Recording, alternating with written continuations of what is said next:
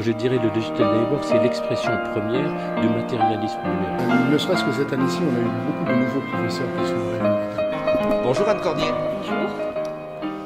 Pourquoi les adultes fantasment-ils sur les addictions supposées des adolescents au numérique?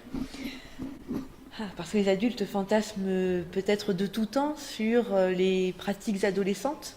En tout cas, c'est quand même quelque chose qui est récurrent dans l'histoire des pratiques culturelles, que d'avoir un clivage entre les pratiques effectives des adolescents et les discours qu'on tient à leurs propos, et notamment particulièrement les adultes. Donc pourquoi parce qu'on s'inscrit du coup dans une sorte de logique historique, mais aussi avec le numérique, ce qui peut-être est accentué, c'est le sentiment pour les adultes d'avoir face à eux un ado et un monde infini qui leur échappe. Je dis infini dans le sens où vraiment on ne voit pas les contours du monde numérique, et pour les adultes, je pense que c'est angoissant.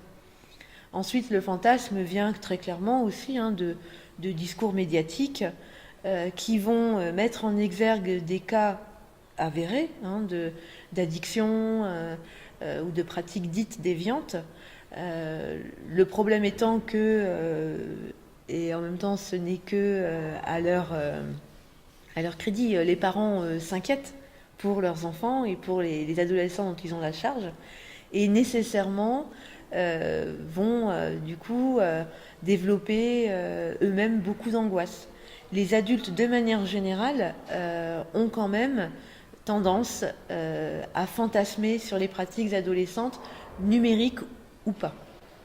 Pour ces mêmes adultes, Serge Tisseron affirme que le danger des réseaux sociaux s'apparente au danger que pouvaient constituer pour les parents de ces adolescents les terrains vagues d'antan. Vous en pensez quoi? La comparaison de Serge Tisseron est intéressante parce que le terrain vague, typiquement, c'est le territoire sans règles, c'est le territoire sans frontières, et c'est aussi le territoire des excès, mais par contre, j'aurais tendance à rajouter à chaque fois derrière prétendu. C'est-à-dire que prétendument, c'est un territoire sans règles. Prétendument, c'est un territoire sans frontières.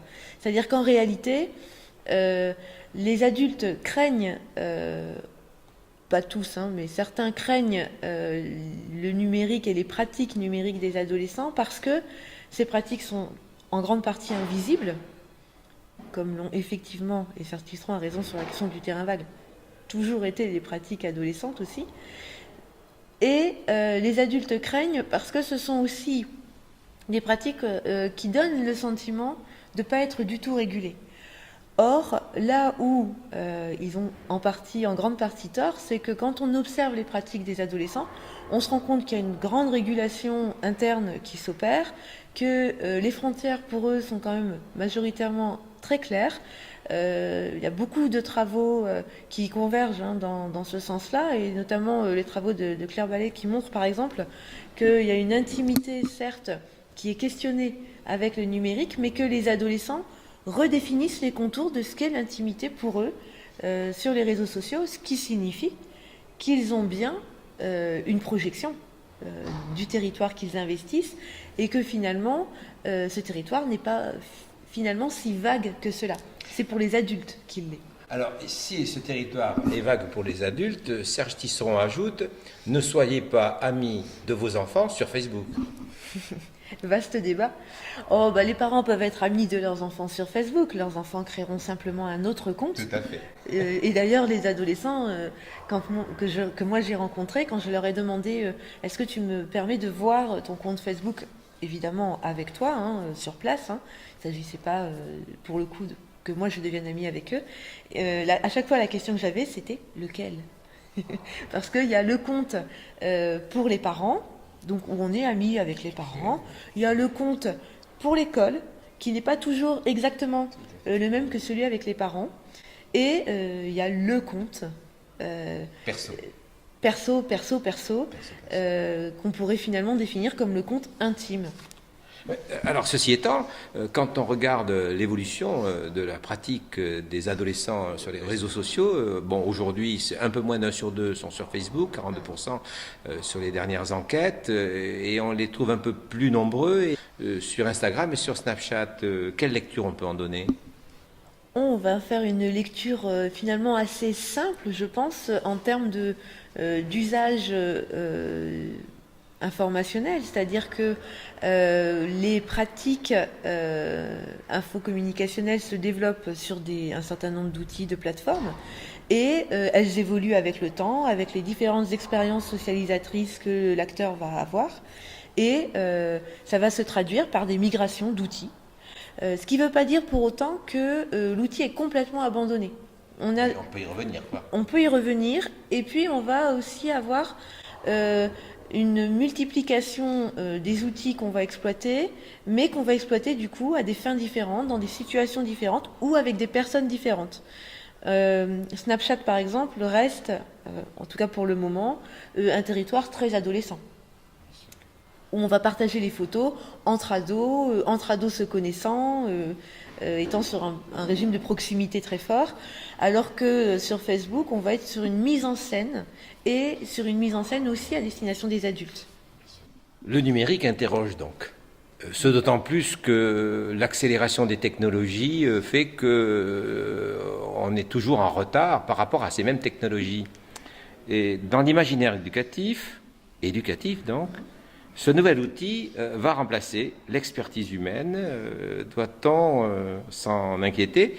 Et surtout, doit-on poser un discours un peu plus rationnel? Alors sans aucun doute, un discours plus rationnel. L'enseignement, c'est pas le jeu de Go. C'est-à-dire que l'enseignement, c'est de l'interaction humaine, c'est des méthodes pédagogiques, c'est la prise en compte de besoins, certes éducatifs, pédagogiques, cognitifs, mais aussi émotionnels, langagiers. Je crois que les enseignants n'ont pas vraiment à s'inquiéter pour le coup sur cette question, mais je comprends leur inquiétude parce que les discours qui sont véhiculés autour de la création de contenus pédagogiques ou de dispositifs numériques sont quand même des discours qui ont tendance à parfois, pas toujours, mais parfois à complètement effacer l'enseignant. Les élèves, de toute façon, clairement, ne sont absolument pas demandeurs d'un effacement de l'enseignant. Non, vraiment. Les élèves sont attentifs à ce que l'enseignant prenne soin d'eux, soit soucieux de leurs apprentissages et de leurs usages, notamment sociaux. Mais pour autant, ils reconnaissent et ils appellent à l'expertise de l'enseignant. Alors, est-ce que le numérique ne serait qu'un objet d'apprentissage? Le numérique, c'est un outil d'apprentissage, mais comme tout outil. C'est-à-dire que finalement, la question, c'est qu'est-ce qu'on met derrière ce terme d'apprentissage? Est-ce que quand on parle d'apprentissage, on est sur l'idée d'un apprentissage académique, prescrit, dans un cadre défini, avec évaluation institutionnalisée? Dans ce cas-là, oui, le numérique peut. Tout à fait. Mais comme pas, un autre objet. Comme un autre objet, et puis pas obligatoirement. C'est-à-dire qu'en même temps, le numérique, c'est avant tout un objet d'apprentissage informel, d'apprentissage de soi, de la socialisation, des différents réseaux d'interaction que je peux mettre en place ou exploiter à des fins de connaissance sur le monde, sur moi-même. Je crois qu'on oublie aussi ça, c'est-à-dire qu'on est toujours, quand on est face à un outil, dans l'idée qu'il faut qu'il serve à apprendre, mais dans l'idée forcément d'apprendre de manière académique. Et je crois que du coup, on néglige tous les apprentissages informels qui se développent. Moi, j'ai rencontré beaucoup d'adolescents qui appartiennent à différents types de communautés. Alors, il y a aussi ceux qui sont sur des groupes Facebook de loisirs plus ou moins avouables d'ailleurs pour leur génération. Une adolescente que, par exemple, j'ai rencontrée qui fait du tricot. Certes, c'est pas un apprentissage académiquement prescrit, Mais cette adolescente, elle développe à travers cette pratique à la fois un apprentissage de son loisir créatif, mais aussi donc ses techniques, etc. Mais aussi tout un apprentissage de comment je m'adresse à qui, dans quelles circonstances, comment aussi je vais techniquement pouvoir utiliser tel ou tel logiciel pour designer aussi ses patrons. C'est sa dernière découverte qu'elle a pu partager avec des membres de son groupe. Donc on est vraiment sur des apprentissages plus larges d'une vie sociale, apprentissages qui par contre sont transférables et convoqués dans la vie académique, entre guillemets. Alors, vous exercez à l'ESP de Rouen. Oui. Et en lien avec la question précédente, donc je vais vous poser la question simple. Alors, pourquoi apprendre le numérique par le numérique à l'ESP, si effectivement ça peut ne pas concerner directement les apprentissages académiques? Ah, mais on apprend à écrire et on apprend à lire et finalement après mon élève va peut-être lire tout Dragon Ball et effectivement dans le cours de français on va rarement faire appel à Dragon Ball. Enfin voilà. Alors plus précisément, pourquoi? Parce que ce sont ce qu'on appelle des technologies intellectuelles aussi, ces outils numériques qui supposent aussi une prise de conscience de ce que Dominique Cardon, par exemple, appelle la boîte noire. Donc, c'est-à-dire tout ce qu'il y a derrière, hein, tous ces algorithmes aussi qui sont Tout ce qu'il y a derrière faits à l'écran. nos dépens, tout ce qu'il y a derrière l'écran, qui conditionne nos comportements de navigation, qui conditionne nos traces, qui conditionne donc notre identité. Hein, donc, ça me paraît essentiel. Pourquoi aussi? Parce que y a une culture médiatique qui, à mon avis, doit vraiment s'imposer. Alors, je préfère même parler de culture informationnelle parce que c'est beaucoup plus large, englobant. Et cette culture de l'information, elle suppose que je comprenne les logiques de production de l'information, les logiques culturelles, économiques, politiques qui vont sous-tendre la diffusion aussi de l'information sur Internet. Et là, pour le coup, on est dans des apprentissages qui, peu importe qu'ils servent directement ou non le cadre académique, même s'il me semble que construire un esprit éclairé, c'est très dans la mouvance quand même de l'école selon Condorcet, donc il me semble que ça correspond.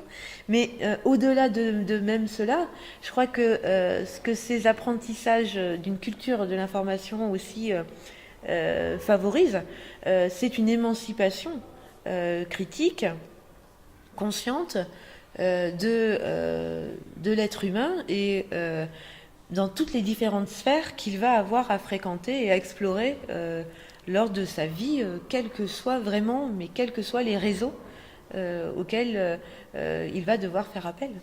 Donc essentiel pour les futurs enseignants, dont vous avez dit, et dont je partage tout à fait le point de vue, qui sont tout à fait utiles et nécessaires aux élèves. Bien sûr, alors c'est une évidence en fait. Je crois que on le sent encore plus peut-être aujourd'hui. De toute façon, les jeunes enseignants que j'ai en charge, par exemple, sont pleins de questionnements sur le numérique. Et eux-mêmes, qui pourtant appartiennent à cette fameuse génération, hein, normalement, eux-mêmes me posent souvent des questions qui peuvent paraître naïves. Hein, on peut se dire... C'est étrange qu'ils ne sachent pas, mais parce qu'ils ont une pratique du numérique, ils ont des usages diversifiés. Pour autant, on ne leur a pas véritablement, tant que ça, appris à fouiller cette boîte noire, finalement. Et je crois que par contre, ils ont en charge un domaine qui est passionnant, qui les passionne, parce que je pense que... on a toujours eu en tête, quand on est devenu enseignant, enfin, je veux dire, moi je suis devenue aussi enseignante pour ça, on a toujours en tête de créer du lien, de donner du sens social à ce qu'on fait. Et on a toujours eu en tête de dire, mais l'école, c'est aussi une ouverture sur le monde.